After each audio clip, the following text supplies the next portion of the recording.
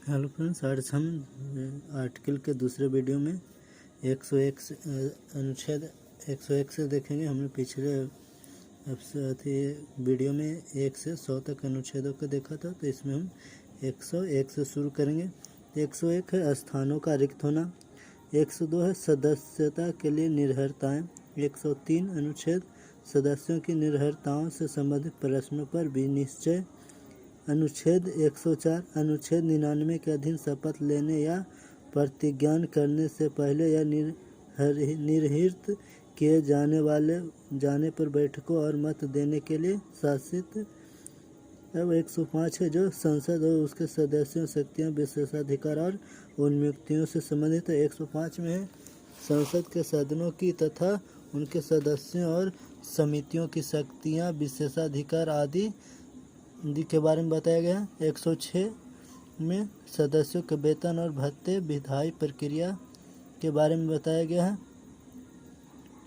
107 में विधेयकों के पूर्ण स्थापन और पारित किए जाने के संबंध में उपबंध उपलब्ध है। 108 में कुछ दशाओं में दोनों सदनों की संयुक्त बैठक। 109 में धन विधेयक के संबंध में विशेष प्रक्रिया। 110 में धन विधेयक की परिभाषा दिया गया है। 111 में विधेयकों पर अनुमति, वित्तीय विषयों के संबंध में प्रक्रिया दिया गया है। 112 में वार्षिक वित्तीय विवरण, जिसे हम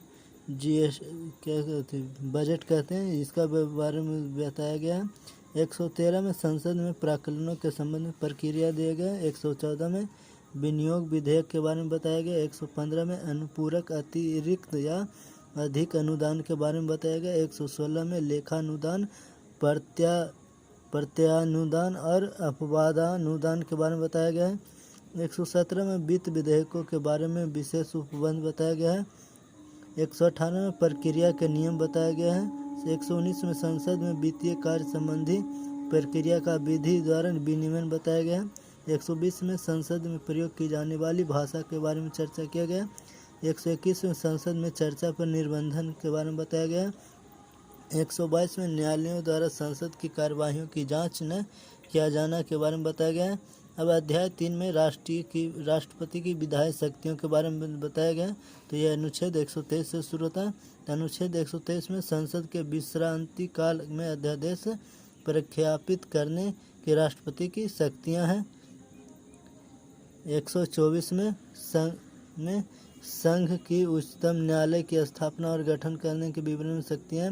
न्यायाधीशों के वेतन के बारे में बताया गया। 126 में कार्यकारी मुख्य न्यायमूर्ति की नियुक्ति के बारे में बताया गया। तदर्थ न्यायाधीशों की नियुक्ति के बारे में 127 में बताया गया। 128 में उच्चतम न्यायालय की बैठकों में सेवानिवृत्त न्यायाधीशों की उपस्थिति के बारे में बताया गया है। 129 में उच्चतम न्यायालय का अभिलेख न्यायालय होना कहलाता है। 130 उच्चतम न्यायालय का स्थान। 131 अनुच्छेद उच्चतम न्यायालय की आरंभिक अधिकारिता है। 132 कुछ मामलों में उच्च न्यायालयों में अपीलों में उच्चतम न्यायालय की अपीली अधिकारिता के बारे में है। 133 में उच्चतम न्यायालय में सिविल विषयों से संबंधित अपीलों में उच्चतम न्यायालय की अपीली अधिकारिता। 134 दांडिक विषयों में उच्चतम न्यायालय की अपीली अधिकारिता। 135 में विद्यमान विधि के अधीन फेडरल न्याय की अधिकारिता और शक्तियों का उच्चतम न्यायालय द्वारा प्रतियोगिता होना। 136 में अपील के लिए उच्चतम न्यायालय की विशेष इजाज़त। 137 में निर्णयों या आदेशों का उच्चतम न्यायालय द्वारा पुनर्विलोकन। 138 में उच्चतम न्यायालय की अधिकारिता की वृद्धि। 139 रिट निकालने की शक्ति का उच्चतम न्यायालय को प्रदत्त किया जाना। 140 उच्चतम न्यायालय की आनुषंगिक शक्तियाँ। 141 उच्चतम न्यायालय द्वारा घोषित विधि की सभी न्यायालयों पर आबद्ध कर होना। 142 उच्चतम न्यायालय की डिक्रियों और देशों का प्रवर्तन और प्रकटीकरण आदि के बारे में आदेश। 143 उच्चतम न्यायालय से परामर्श करने की राष्ट्रपति की शक्ति। 144 सिविल और न्यायिक प्राधिकारियों द्वारा उच्चतम न्यायालय। 145 न्यायालय के नियम आदि। 146 उच्चतम न्यायालय के अधिकारी और सेवक तथा व्यय। 147 निर्वाचन।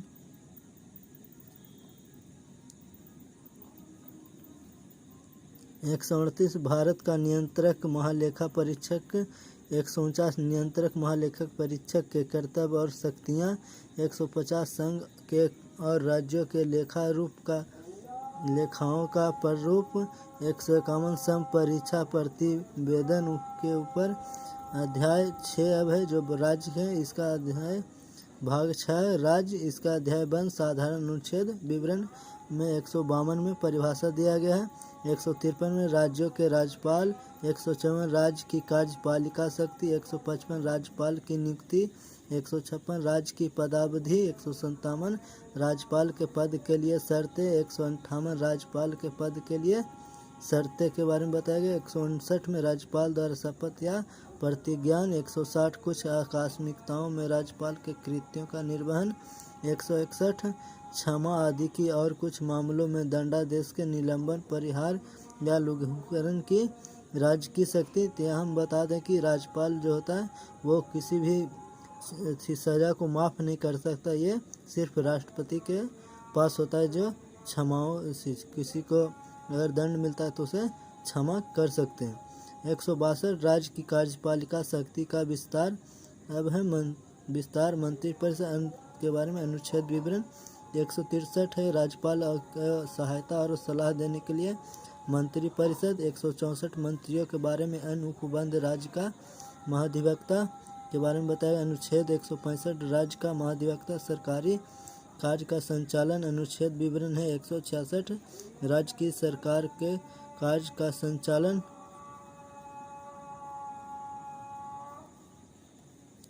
166 राज्य की सरकार के कार्य का संचालन। 167 राज्यपाल को जानकारी देने के संबंध में मुख्यमंत्री के कर्तव्य। 159 राज्यों के विधान मंडलों का गठन। 169 राज्यों में विधान परिषदों का उत्साद या सृजन। 170 विधानसभाओं की संरचना।